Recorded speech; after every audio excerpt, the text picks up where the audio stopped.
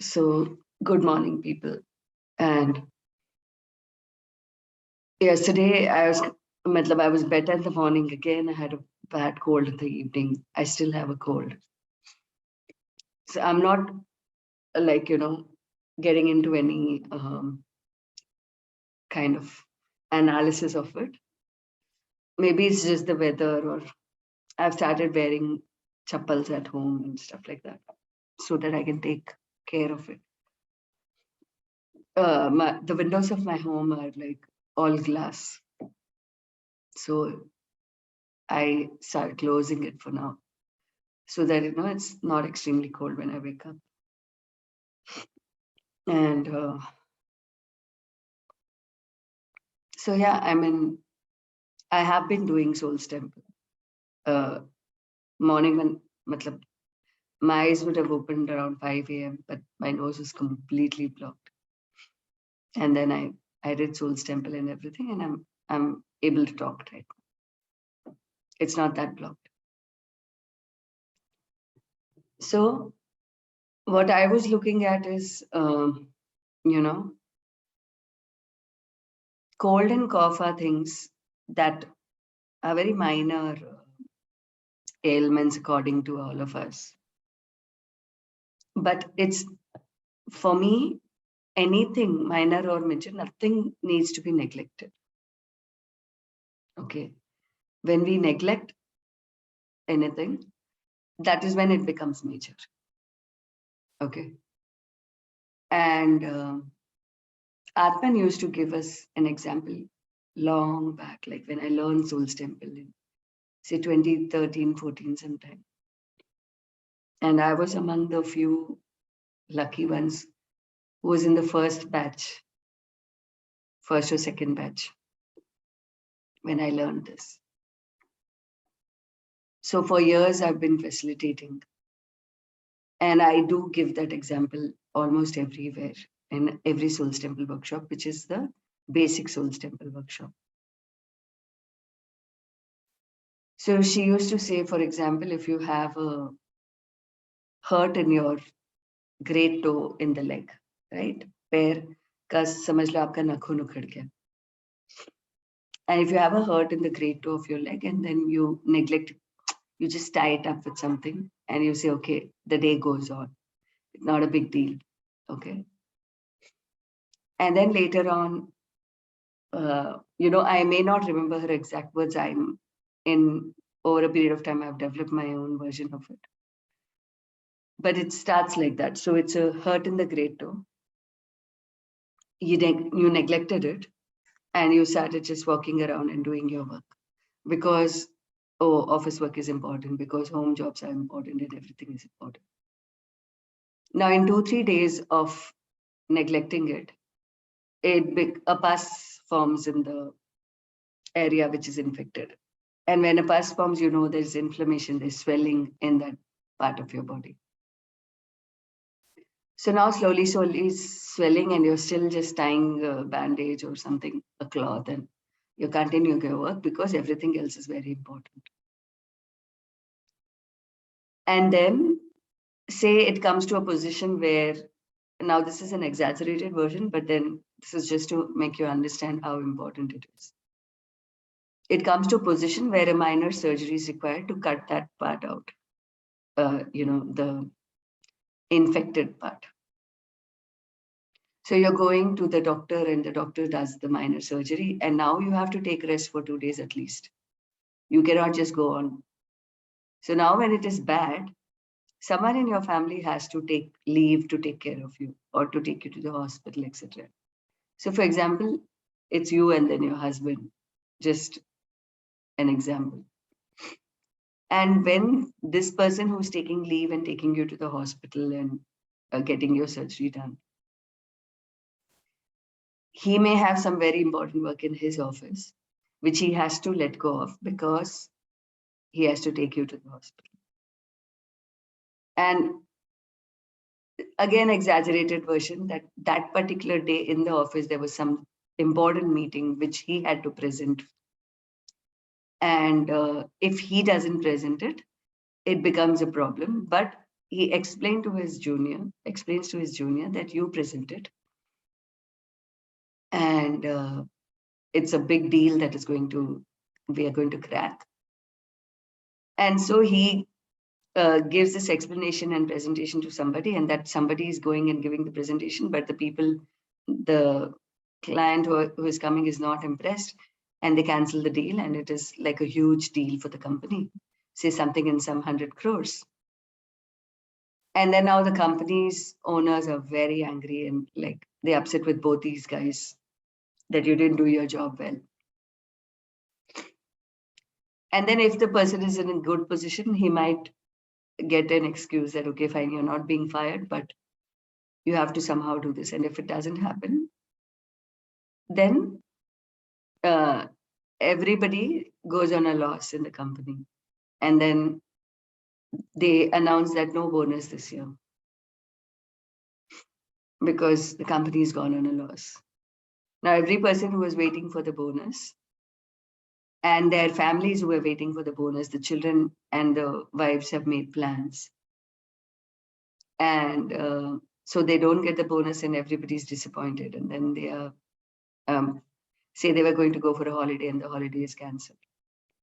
So what did it start with? That one hurt in the great toe of one person. And the ripple effect is so many families and so much of chaos in the whole world.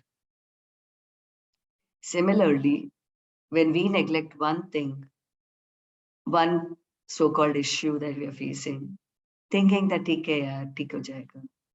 Physical health issue especially, okay? We don't know what ripple effect we are creating. We don't know how much chaos that is creating, knowingly, unknowingly. And we don't know what diseases we are creating in our bodies by neglecting that one small thing. Okay. Now, this is where the ripple effect of anything in life can be so big that if you don't take care of it when it is time to take care of it, and you think that you're not important and your body is not important, that's when you know your body hurts in future. And then when we get a little older, we have aches and pains. We have these knee pains and we have different problems. And then we will blame it on old age. We will blame it on circumstances. We will blame it on, whatever is going on. But why did it happen in the first place? The disease, the bigger disease, because the smaller inconsistencies and inconveniences were neglected. Because we didn't take care of ourselves. And then it hurts. And then what have we accumulated over the period of years? We have accumulated a lot of hurt. We've accumulated diseases. Now, if we are hurtful and bitter or resentful, or we regret, or we have guilt, so any of this blame, shame, guilt, regret, in Access, we call them distractors. When we have all of that accumulated in our bodies, what do you think we will give to the people around us? We can only give to people around us what we have inside us. If we are angry, we can only pass on the anger. Even if we are suppressing the anger, the energy of the anger will pass on to the people around. So whatever we have accumulated in our life is what we are going to pass on further. So we may think, oh my God, I'm such a kind person and people are being so mean to me. But are you truly kind to yourself? Only then you can be kind to other people. If you think, it's okay, I'm not kind to myself, but I'm very kind to everybody, I'm sorry, you're just faking yourself and you're being, superficial in your own way, because you're not giving unto yourself what you're giving unto others. And then someday you will end up in complaining, blaming, regretting that why did I do this much? Nobody cares for me. But who is responsible? Who is responsible? It is you, right? So there is nothing in this world that somebody else is responsible for. I just seen this poster yesterday, and I keep it on my status and my DPs. Like, it only takes one person to change your life. You. And if you are not doing anything to change your life, I'm sorry, nobody else is responsible. Okay? You may be hurting, you may have diseases, you may have problems, you may have nobody to take care of you, but all that is your creation. By trying to be nice to others and not being nice to yourself. So if you think being nice to others and not being nice to yourself is a virtue, I'm sorry, it is not. It's important to be nice to yourself. It's important to take care of yourself. And if you're like, after a certain period of time when we are in the old age, we complain that the children don't take care of us. And, we're all alone and they're really not bothered, all of that. There are so many people who complain. But then probably two things. One, when the children were young, you were too busy doing what you were doing, your job, earning money, and etc., etc. So the children have never felt connected to you. So now they don't continue to take care. They're just living what they were being given. Second, is that, even though you took great care of them, but you didn't take care of yourself. And so you're just not used to taking care of yourself. And they are also used to you not taking care of yourself. And they have taken it for granted. She's like this only. She's only, it's okay. She keeps falling sick all the time. How much we can see. And now they know, okay, she'll keep falling sick. She'll lose whatever she'll do. Why do we need to take care?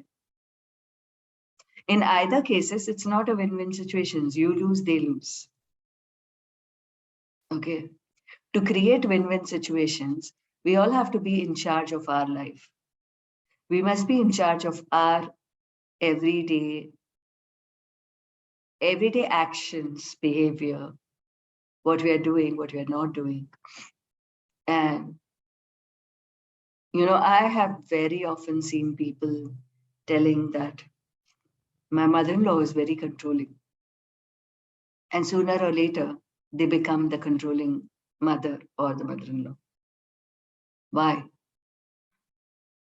Because anybody you judge greatly and you keep on putting all your attention to them, you will become that. Whatever you hate, you will become that. Wherever your energy goes, you will sooner or later, because of you resisting that, it will continue to persist in your life. You will keep blaming all your life, but you will not get any solution because you're not seeing what you are doing. Yesterday, I was seeing a, cartoon thing, like, these comic characters on Instagram. I found that very interesting. Okay. And then I was like, okay, this seems to be something I've not yet heard of.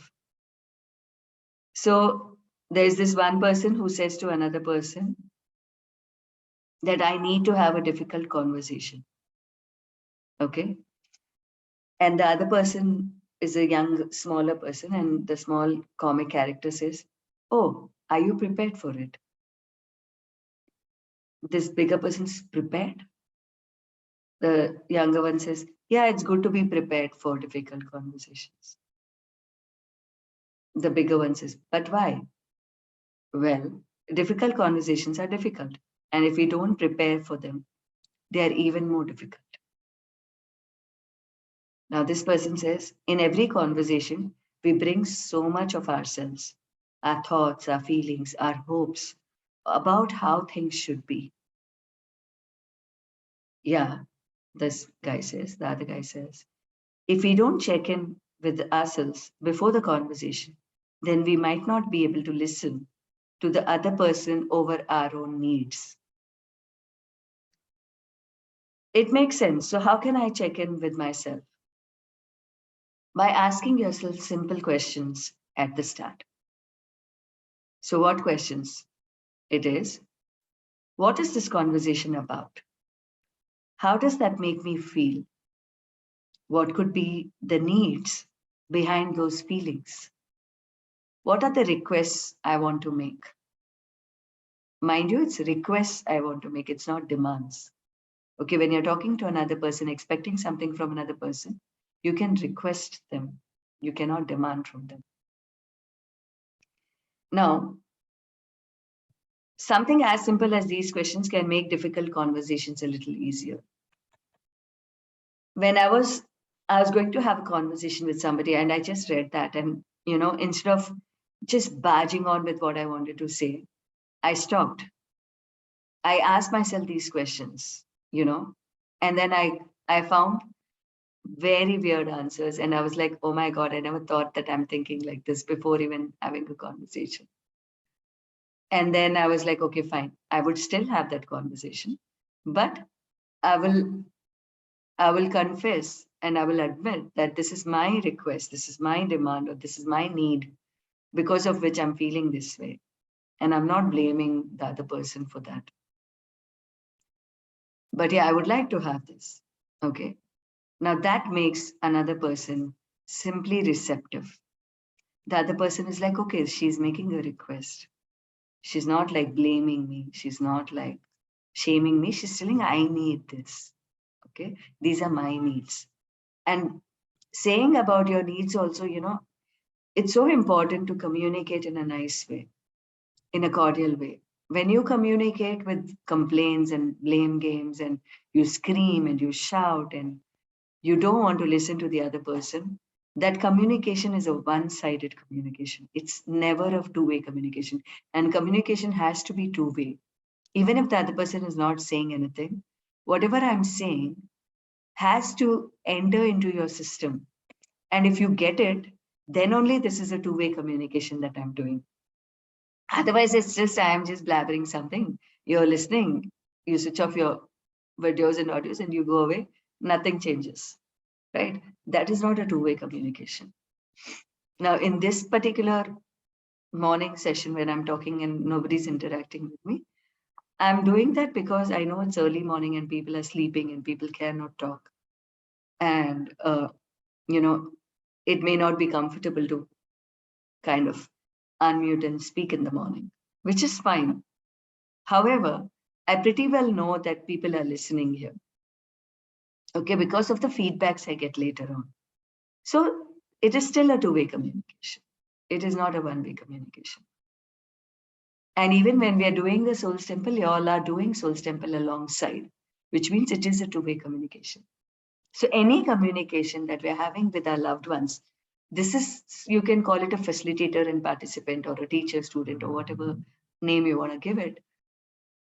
But when it is when it is somebody who is your family member or somebody in your house, somebody whom you want to communicate something with,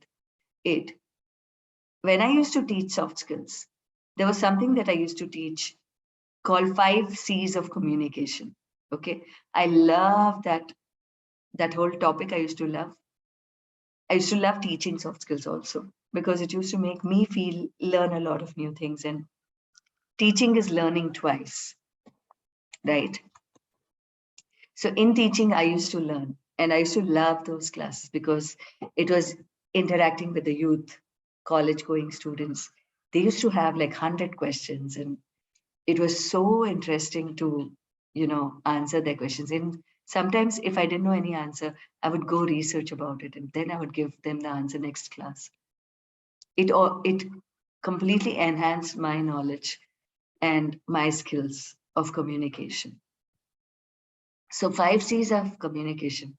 Before you're making any communication with another person, you have to make sure, it is concise. Concise means it's short enough where people don't get bored of it. Long enough where you complete the entire conversation, right? So that is one thing, that it must be concise. It must have a thing to it, start and finish to it. It must be concise. It must be complete. You can't like randomly talk finish it halfway and leave it. If you're starting something, you have to complete it. If I'm saying, I just say 5 C's of communication and I'll say, okay, to be continued, like how these television serials do. That's not what we do in a communication with somebody. We complete the communication, okay? So it has to be concise, it has to be complete. And then it has to be correct to the best of your knowledge. If you're just imagining things and talking, if you're just talking out of fear, if you're just talking out of your creative imagination and you're just making something out of something, koi rai ka pahad bana ke aap keh rahe, that is not what it is. The information that you're uttering from your mouth and you're receiving from the other has to be correct to the best of your knowledge. Maybe you don't know better, but then as much as you know, you have to be correct in your conversation. Okay, so for example, if I'm talking about 5 C's of communication, if I don't know those 5 C's, I can't just simply randomly say, oh, there are 5 C's of communication, but I don't know what it is. Then you'll think that, okay, what the fuck is she doing here? She just started something and she's just blabbering something, which also happens sometimes with me. That's a different story, but that's just because I have this issue of, I switch from a relevant to an irrelevant topic. Sometimes I don't want to label it as whether it's ADHD or autism or whatever it is, but yeah, I do go from relevant to irrelevant many times. But then I have told my people, that is also something that I've communicated to my people, that if I go into an irrelevant subject, just stop me and tell me that we were here and let's talk about it. So that also still makes the communication correct and concise and complete. Because I've already told them that stop me if I'm going haywire. Okay. Because then I know myself, right? So the communication has to be complete, correct, concise, courteous. You cannot disrespect people when you communicate. Everybody likes to have respect. Nobody wants to be disrespected. Once in a while, it's okay. But if that becomes a habit that you're always talking with disrespect to people, nobody will like to communicate with you. People hate people who disrespect. And I don't know about people, but I don't even talk to people who disrespect. Even if it's a family member, I'll just stop talking. I'll say like, fine, we'll talk later. When you're in a position to talk properly and not disrespect me, we'll talk then. What did that do? I started respecting myself. There was a time when anybody and everybody would come, insult and humiliate me and just walk away.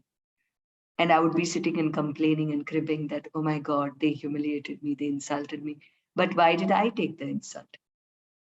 Okay. Because I didn't treat myself nicely, and that is why they didn't treat me nicely. But now I don't. I don't allow anybody to disrespect me. If anybody disrespects me, I just stop the conversation there and I'll be like, okay, fine, we'll talk later. If it's very important, then talk in a better manner, or else we don't talk. If you've come here to shout and scream and argue and disrespect me, sorry, I'm not interested in your conversation, even if it's my own children.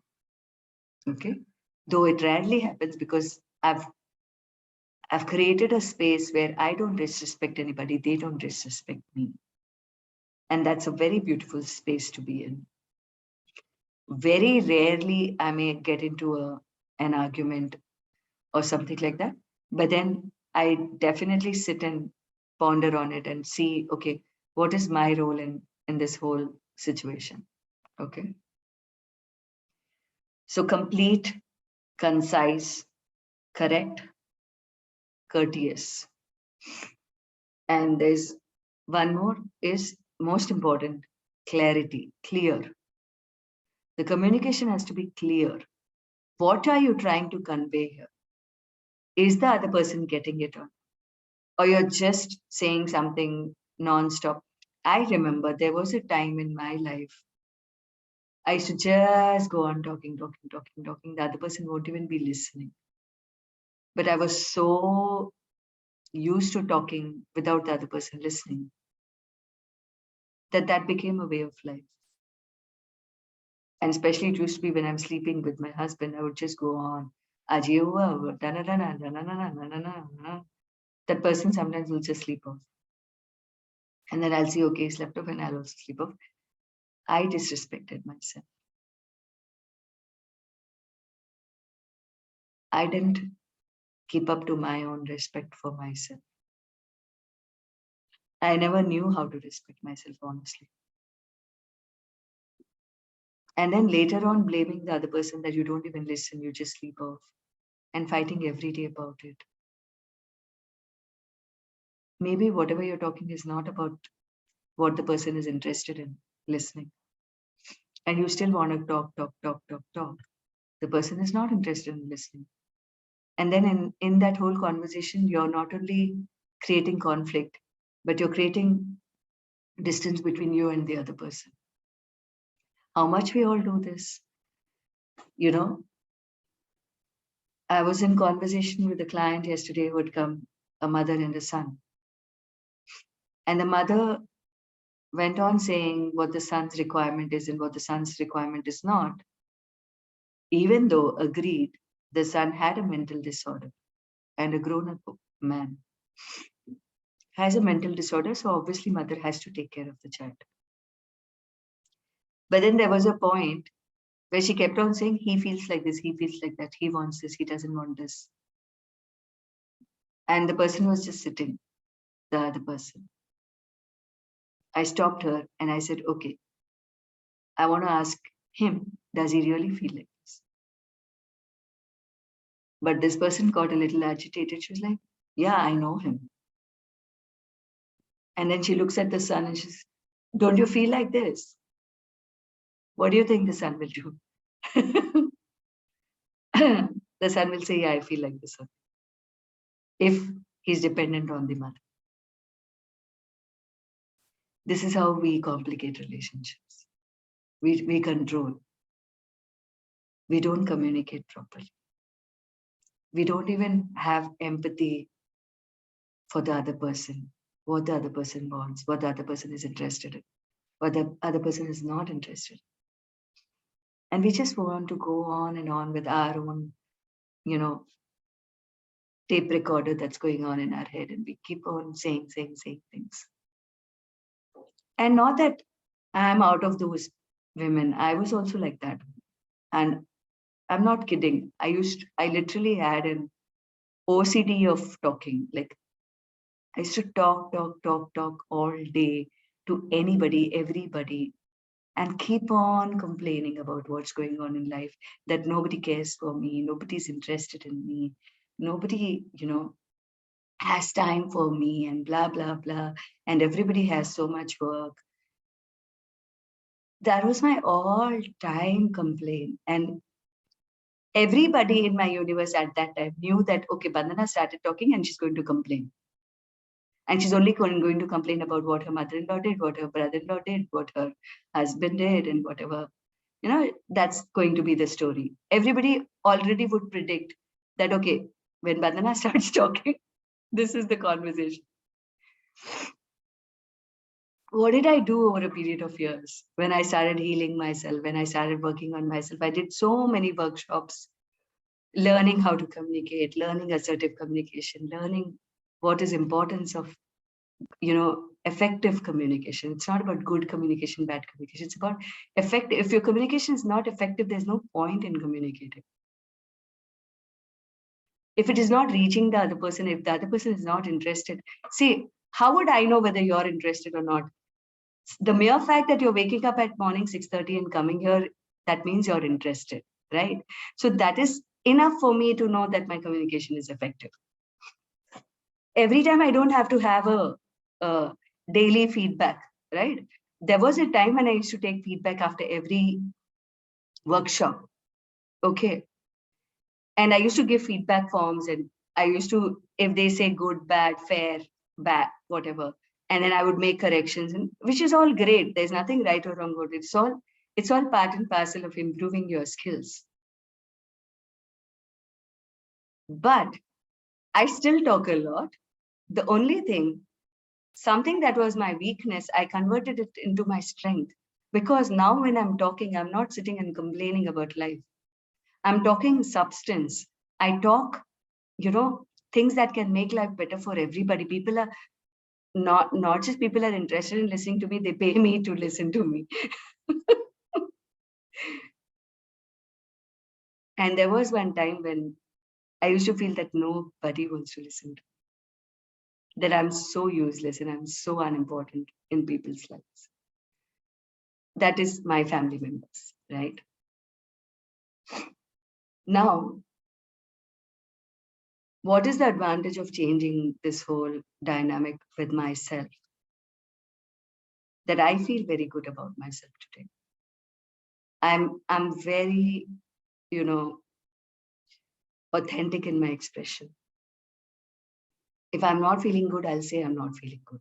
It's not like in the morning I said I have a cold still, right? I will say that there's nothing, I don't have anything to kind of hide that, oh my God, if I'm a healer, how can I have a cold? Because yeah, there are people who have come and told me that if you are a healer, why do you have problems in life? It is like going and telling a doctor that if you're giving medicines to people, you should never come to a position where you will take medicines.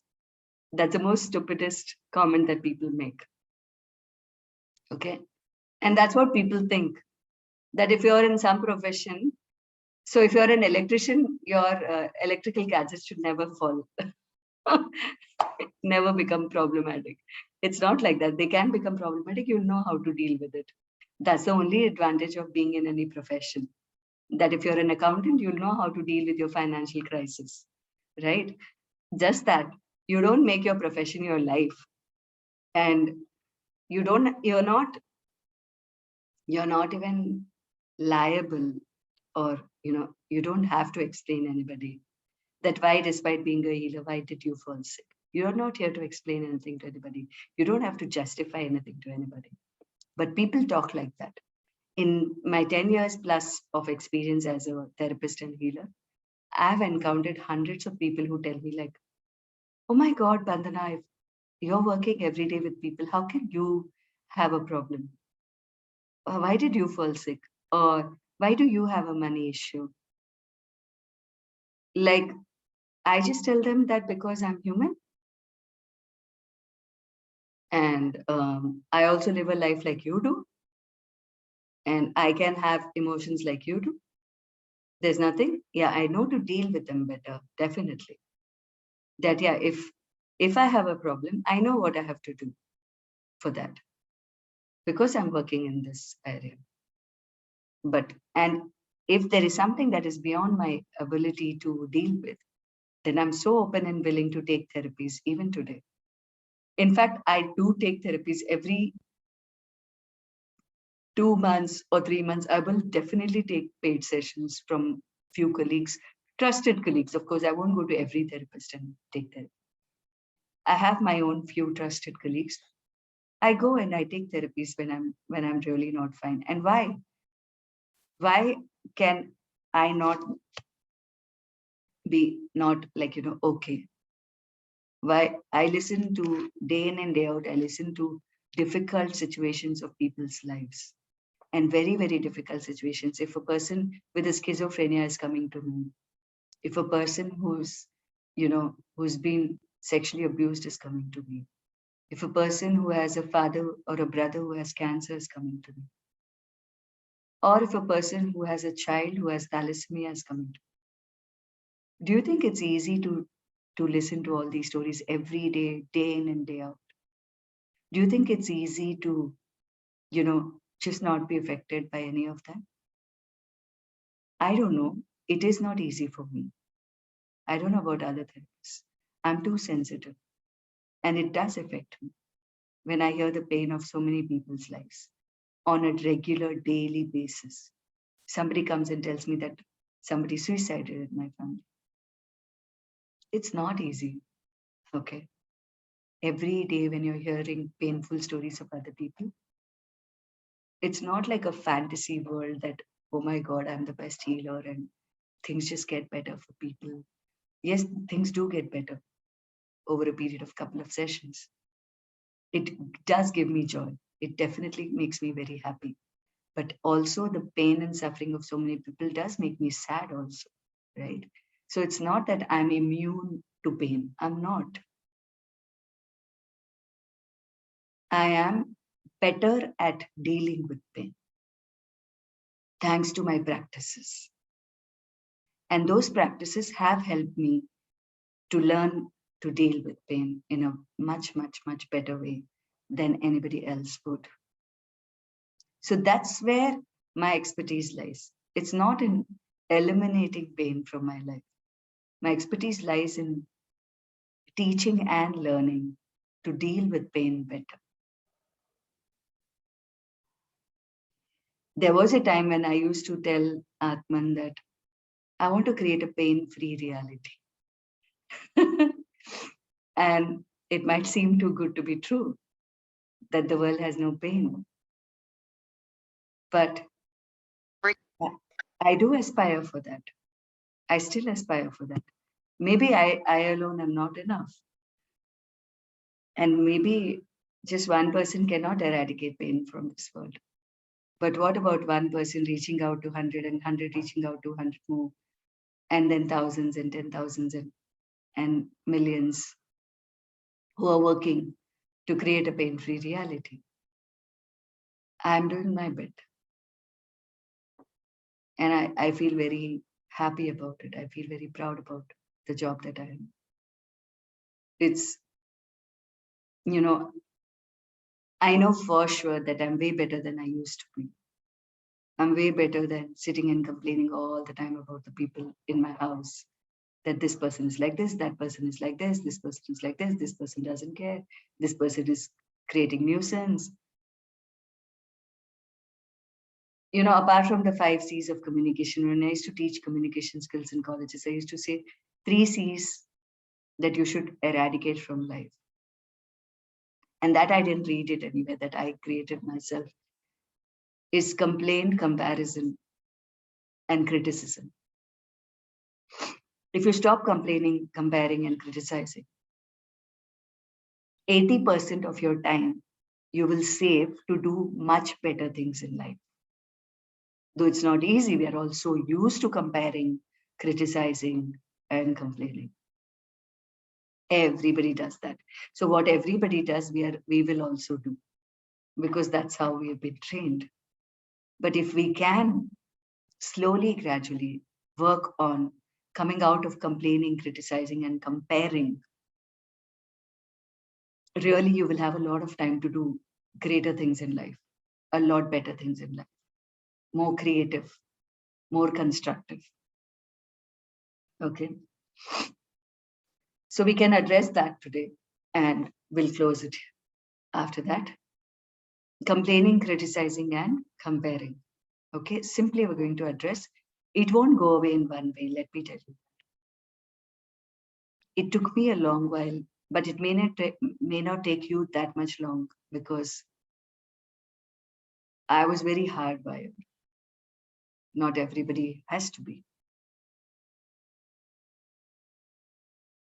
And it takes a lot of accumulation of hurt for us to come to a position where we don't talk about anything else but hurt. And when you accumulate that much hurt, that much you have to work on yourself. And it's painful. Let me tell you, it has not been easy for me to work on myself day in and day out, and confront those parts of me which are hurtful, and and kind of every day face it and not live in denial of the pain that I have. It takes a lot of I said, I completely understand you, because, at one point in time, even I was like that. Whoever I would meet, I would just complain, cry, criticize, compare. I wouldn't compare much, but I would say I would criticize, and I was in pain. And I felt that, one part of my brain is so full of only complain. That tape recorder, like a tape recorder, it keeps going. Yeah, because I felt that there's so much of pain accumulated. Jaise ki, the cup is so full that now it is overflowing. It's overflowing constantly, and nobody can stop it. Correct. So nobody can, you could see it from my face. Everybody would see from my face and say that you look ill, you look unhappy. Their face में कोई glow ही नहीं है. Correct. Everybody used to say that, because जैसे वो लाइनें हो जाती है ना, शिकन की लाइनें, लाइक पेन्स की लाइन जो Yeah, the रहती है, पेन frowning. रिफ्लेक्ट करता है. So Yeah, that's how my face, my body language, my talk, my discussion, my every meeting with anybody and everybody used to be that. correct. And people will start avoiding कि तो हमेशा complain ही करती है खाली. Exactly. But People when you don't like ever to be felt with that you. she's so full of pain, and even as you say, even I have worked a lot on myself for years to even speak positively today. Yeah, I know it requires a lot of work, but even to speak positively, even to get up and be thankful to God that I have this day for myself is also a big thing for me today. absolutely. Otherwise, I would And say, "मैं मर गया तो अच्छा है, मेरी जिंदगी में क्या है? Let me die." That's how I used to say every day. exactly. So that is where from there to here is work. Lot of work you have done, Sanju. I have done. Lot of us have done who are into, this call. And then there is no, like, I wouldn't say we are always work in progress, but there is always scope for improvement, right? That is what it is. And it's okay. Whatever we were was not a problem. It was just like how everybody's taught us how to be. We learned it from our grown-ups in the house who kept complaining.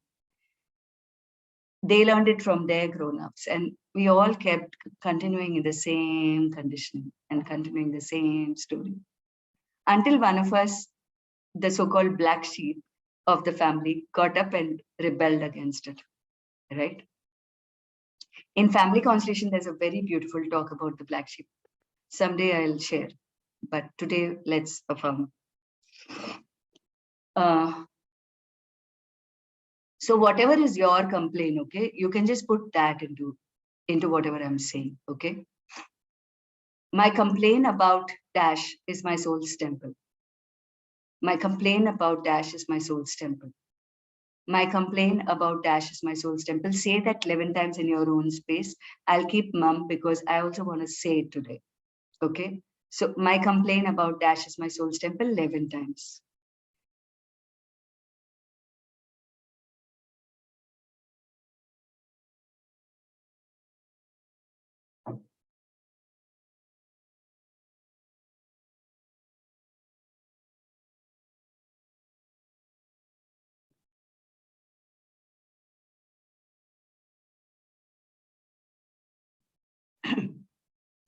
My need to complain about dash is my soul's temple 11 times.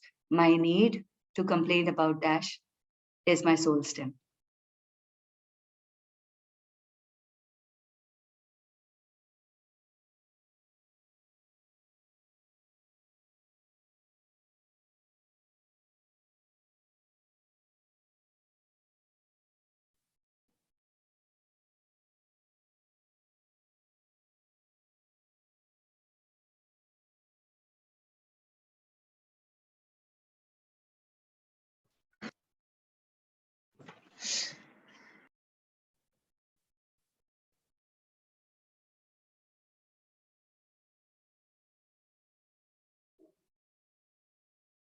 My resistance to let go of the complaint about dash is my soul's temple 11 times. My resistance to let go of the complaint about dash is my soul's temple.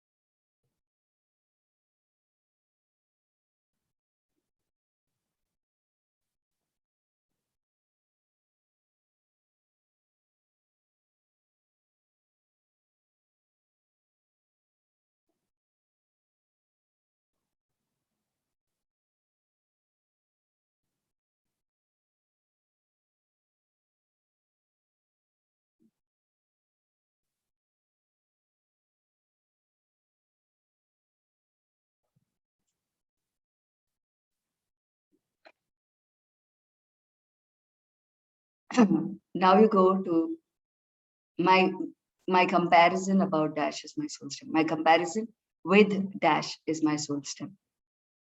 My comparison with, it can be a person, it can be an attribute, character, or anything that you're looking up to, or anything that you feel you don't have in you. It can be anything. It can be your cousins, it can be your siblings, your husband, children, anything.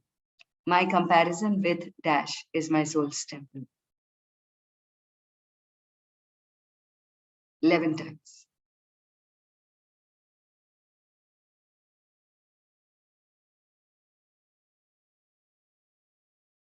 So good thing for me, I don't get any name because I don't compare myself with anybody. But what I got is comparing myself with my previous life, right? That also we do. That previously I was like this, now I'm like this. That's also a comparison, right? So whatever comes, go with the first thing that comes. 11 times my comparison with dash is my soul step.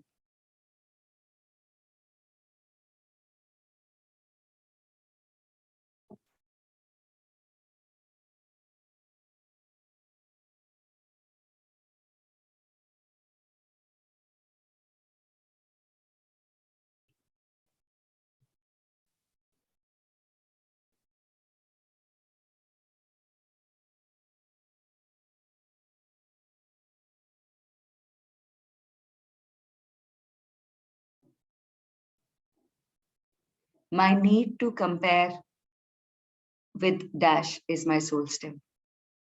My need to compare myself with dash is my soul step.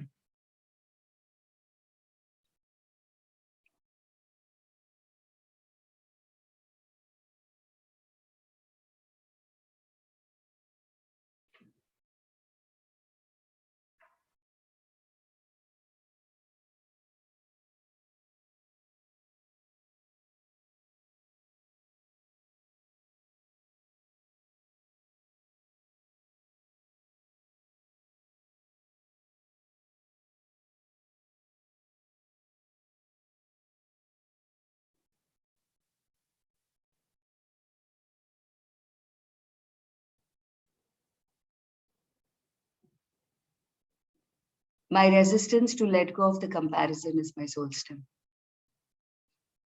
My resistance to let go of the comparison is my soul step.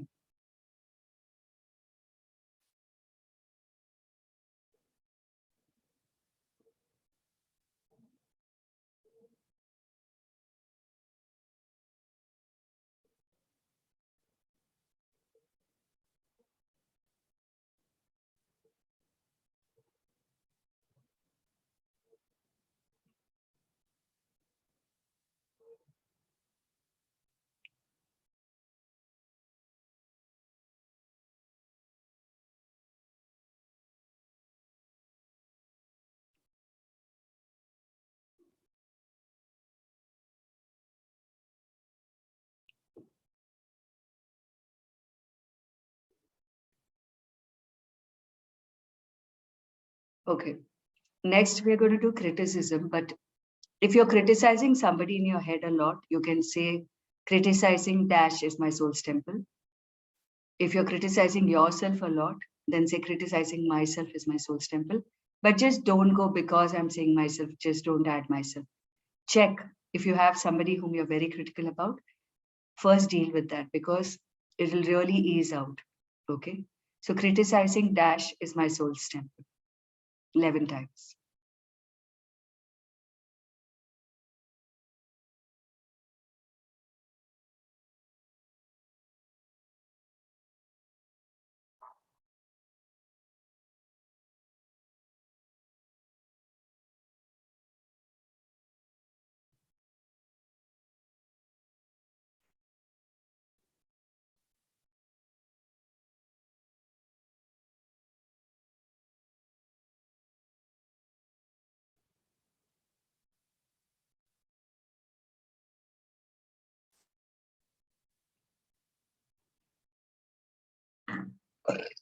My need to criticize dash is my soul's temple. My need to criticize dash is my soul's temple.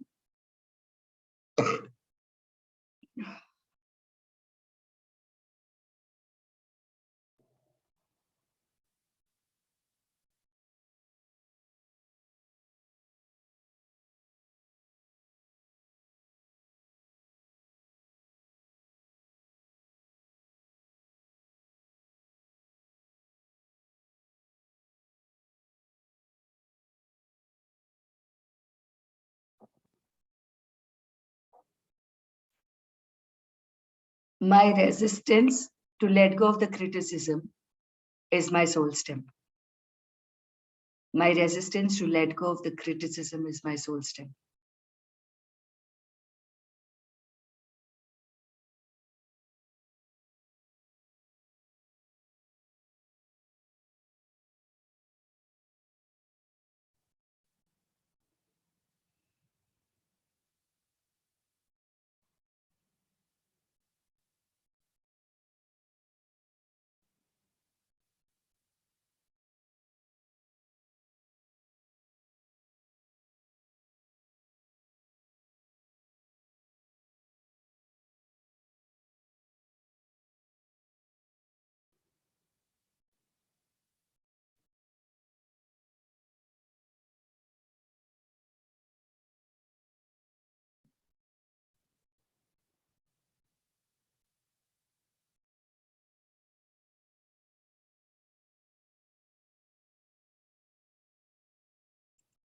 Now, what if we don't complain, criticize, or compare? What will be the outcome? We can think creatively and constructively. We can behave creatively and constructively, act creatively and constructively. Okay. So, working towards uh, working towards being creative and constructive in my behavior and actions is my soul's temple. Working towards being creative and constructive in my behavior and actions is my soul's temple. Working towards being creative and constructive in my thoughts, behavior, and actions is my soul's temple. Working towards being creative and constructive in my thoughts, behavior, and actions is my soul's temple. Working towards being creative and constructive in my thoughts, behavior, and actions is my soul's temple. Working towards being creative and constructive in my thoughts, behavior, and actions is my soul's temple. Working towards being creative and constructive in my thoughts, behavior, and actions is my soul's temple. Working towards being creative and constructive in my thoughts, behavior, and actions is my soul's temple. Working towards being creative and constructive in my thoughts, behavior, and actions is my soul's temple. Working towards being creative and constructive in my thoughts, behavior, and actions is my soul's temple. Working towards being creative and constructive in my thoughts, behavior, and actions is my soul's temple. Okay, whatever I'm saying, does that mean that if you ever complain or criticize, it's wrong? No. Please don't get me wrong. I'm not making you wrong for complaining, criticizing, or comparing. It is something that we have all been taught, and we all do it in different levels at different times, and sometimes a degree higher and sometimes a degree lesser.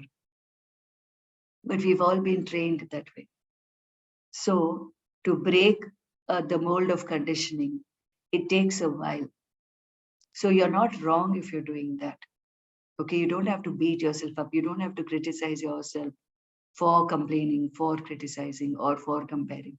But yeah, it is always a good thing to acknowledge that, yeah, right now I'm criticizing, or right now I'm complaining, right now I'm comparing.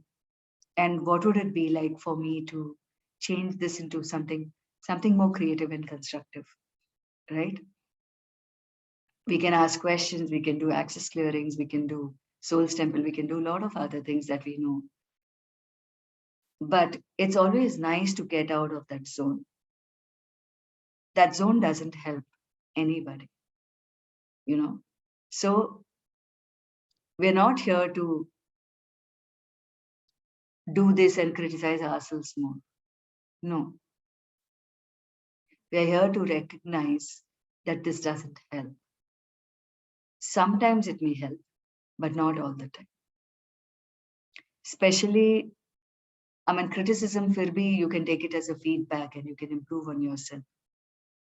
But when it comes to complaint and comparison is some very, like, it's really, really unkind on you, on ourselves. Whenever we compare ourselves with others, we're being so unkind to ourselves because we're not recognizing the uniqueness that we all have come with. We are all unique. There's no two people the same. Even a brother and sister, or you know, twin children, they are also not the same. Every person comes with his or her very unique ability. And when we compare, just because we have been trained to compare, we forget to shine in our uniqueness. Okay? Cherishing your own uniqueness, cherishing my uniqueness is my soul stem. Cherishing and celebrating my uniqueness is my soul stem. Cherishing and celebrating my uniqueness is my soul's temple. And at the same time, you also got to be grateful for the uniqueness in other people and not try to make them like you. If I think what I'm doing is good, I don't have to tell all of you to be like me. You can do good in your own way. I don't have to tell you that you also get up in the morning and do soul's temple every day. Okay. So it's not about if you have cultivated something nice in you, everybody has to become that. No, it's not like that. They will have their own ways. Allowing people to follow their respective divine path. So yeah, I'm very grateful for people, all of you who listen and all of you who practice Soul's Temple and who have made this a way of life. Because everyday practice will definitely get you where you have to be, not necessarily where I am or where somebody wants you to be. It's about how to get from where you are to where you want to be.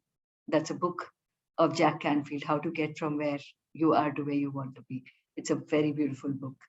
So yeah, I love these books of some amazing writers. So on this note, I end the call of today. Thank you, people. Thank you very much for joining me. I'll see you tomorrow.